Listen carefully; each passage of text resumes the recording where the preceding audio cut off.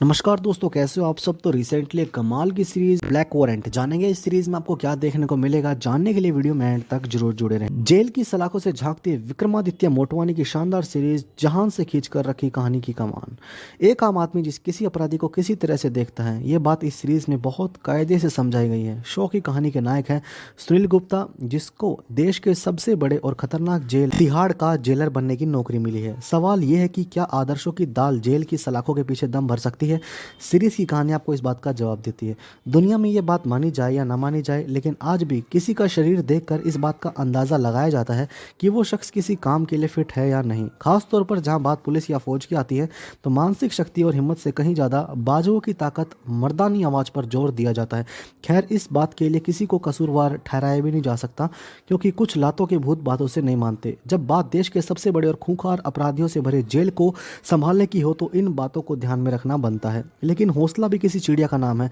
हौसलों से बड़े मुकाम हासिल किए जा सकते हैं, मगर सवाल ये है, क्या आदर्शों की दाल जेल की सलाखों के पीछे दम भर सकती है। इस बात का जवाब विक्रमादित्य मोटवानी की सीरीज ब्लैक वारंट की कहानी का नायक सुनील गुप्ता पूरे शो में तलाशता है। अब उसे वो जवाब मिलता है या नहीं, ये तो आपको सीरीज देखकर ही जानना पड़ेगा। हम ये आपको ये बताने वाले हैं, सीरीज में देखने लायक बल्कि याद रखने लायक कुछ है या नहीं।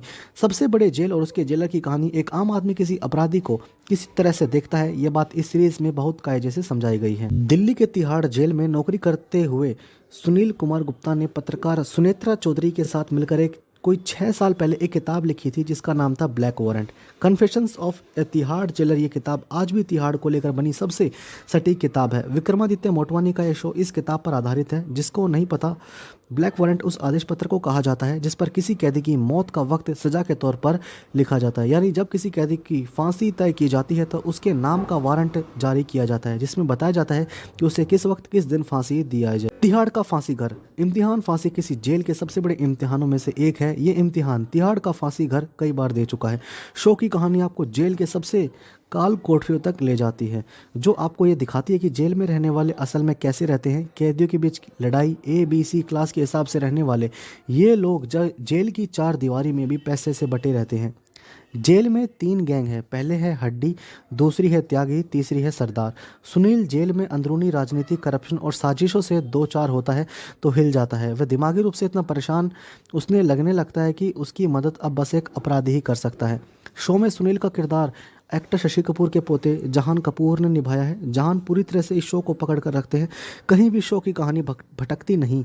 इसका श्रेय उनकी शानदार एक्टिंग को जाता है। हालांकि एक ऐसा किरदार जो जब जब स्क्रीन पर लगता है कि भाई उसे ही देखा जाए। चार्ल्स शोबराज के किरदार में खेले सिद्धांत बिकनी किलर के नाम से कुख्यात अपराधी चार्ल्स शोबराज का किरदार निभाया है।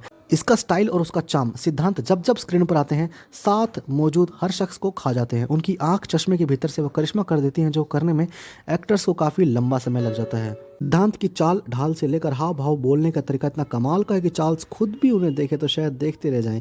एक ऐसा अपराधी जो जेल में होकर शायद सबसे ज़्यादा आज़ाद है, सिद्धांत इसी रोल में कमाल करते हुए नजर आते हैं। रंगा बिल्ला की फांसी के दौरान मौत का इंतजार करना या फिर मकबूल भट्ट की मौत की सज़ा का आसानी से चला जाना, सीरीज शांति से हर पहलू से आसानी से पार पा लेती है। हर एपिसोड औसतन 40 मिनट के आसपास का है।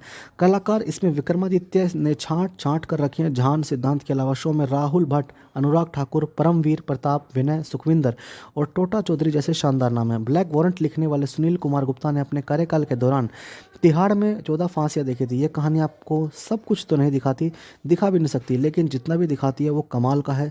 गालियाँ भर भर के हैं, तो फैमिली के साथ तो बिल्कुल ना देखिए। बाकी अगर ज़रा भी क्राइम की दुनिया में दिलचस्पी है, तो ये सीरीज़ बहुत बढ़िया रहने वाली है।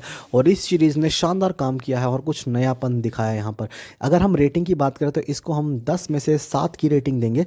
और नेटफ्लिक्स पर ये आपकी हिंदी में अवेलेबल है। अगर आपको आया हो रिव्यू पसंद कर देना, लाइक शेयर सब्सक्राइब। मिलते हैं नेक्स्ट वीडियो में।